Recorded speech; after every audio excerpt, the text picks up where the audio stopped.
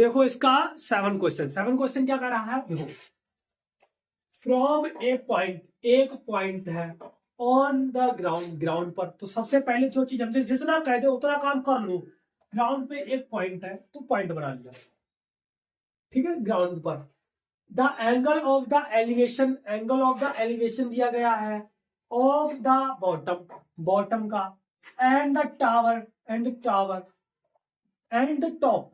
Top of the transmitter, यानी कि जो दूर संचार जो टावर होता है उसका संचार टावर, उसका बॉटम का मतलब होता है तली का, और उसके शिखर का उन्नयन कोड दिया गया है। ठीक है, कितना दिया गया है वो, ठीक है, उन्नयन कोड दिया गया है, वो पढ़ेंगे बाद में।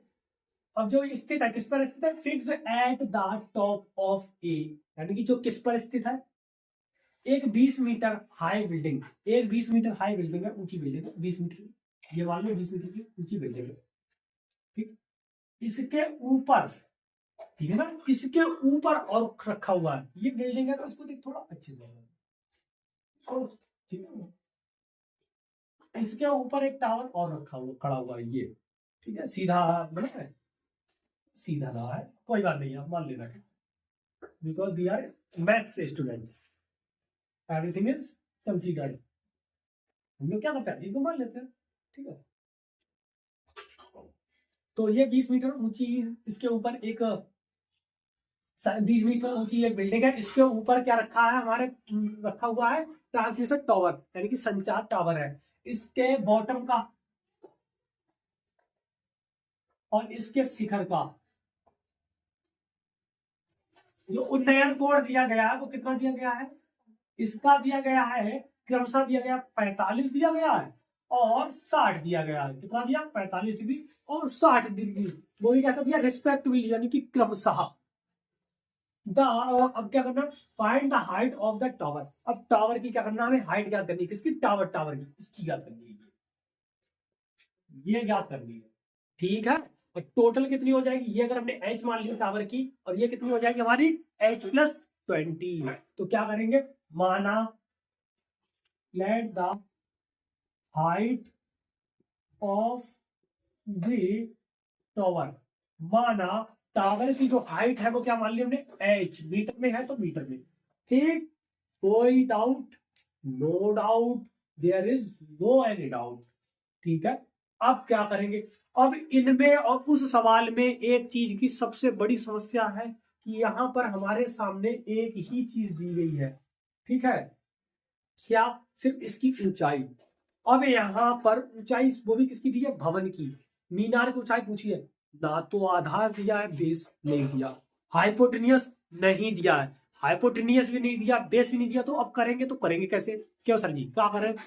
तो उसके लिए भी एक समस्या का समाधान है, क्या, कि अभी अभी आपको हमने बताया था कि अगर दो एंगल हैं तो हमें कितने बार इसका यूज करना पड़ेगा, एंगल वाले का फॉर्मूला का, जैसे टेन कॉस कोई भी, कितने बार, 2 बार। अभी कहा था ना, जब 2 लोग आएंगे तो 2 लोगों को खिलाना पड़ेगा, एक लोग आएगा तो एक को खिलाना पड़ेगा, 3 लोग आएंगे तो 3 को खिलाना पड़ेगा। वैसा ही बिल्कुल सेम यहाँ पर भी है। यहाँ पर कितने हैं, यहाँ पर आए हमारे सामने 2, एक 45 और एक 60। जब 2 आए हैं तो 2 चीजों का यूज करेंगे, ठीक है।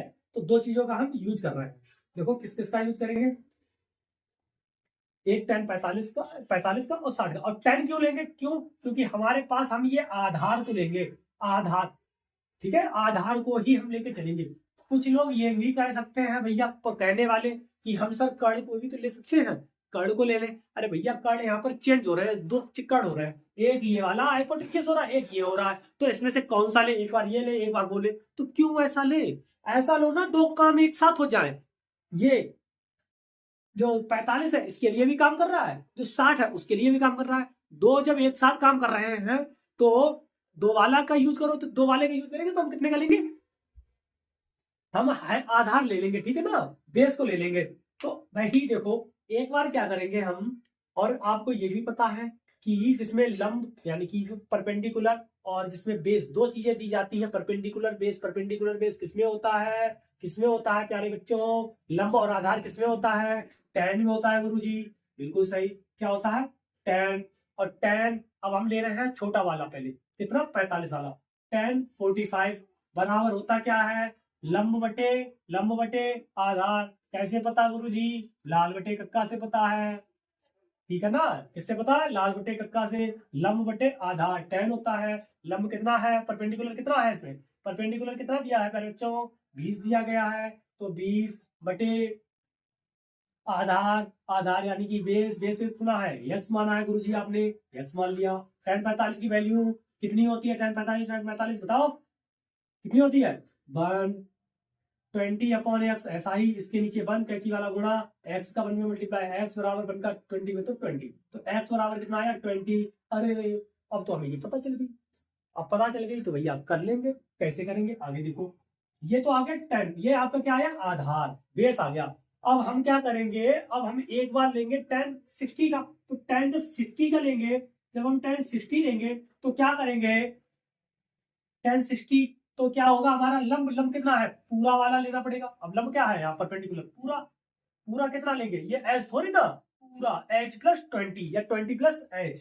तो क्या होगा? h plus 20 upon base, base वही x, x ले लो। x की वैल्यू हमें पता है कितना है, कितना है? 20। तो x की वैल्यू हमने डायरेक्ट दी 20, x की जगह पे कितना आ गया? 20। हमने डायरेक्ट 20 ही ले ली।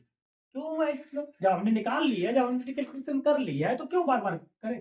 तो tan 45 की 10 अब हमारा 60 है। tan 60 वैल्यू कितनी होती है? √3 बराबर h बटे 20 अपॉन 20। ऐसा ही रखा। कैंची वाला गुणा कर दो, ठीक है ना। कैंची वाला क्या कर दिया आपने? गुणा कर दिया।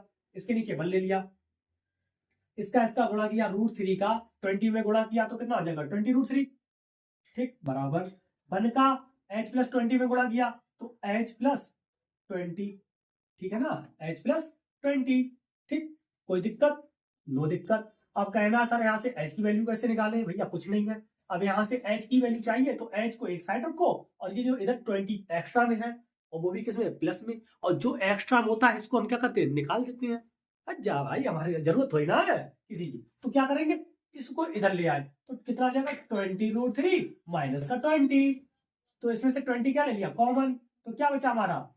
√3 माइनस का 1। इधर से 20 कॉमन ले लिया, क्या बचा? √3, और ये माइनस तो माइनस, और 20 कॉमन ले लिया तो क्या बचा? 1। तो h बराबर कितना आया? 20 √3 माइनस 1। और यही आपसे पूछा था, हाइट ऑफ द टावर की पूछी थी, कितनी थी? आइए हमारी लिख दो भैया, 20 √3 माइनस का 1, बस आंसर। इतनी सी बात थी, कोई कठिन था क्या? क्या बच्चों कठिन था?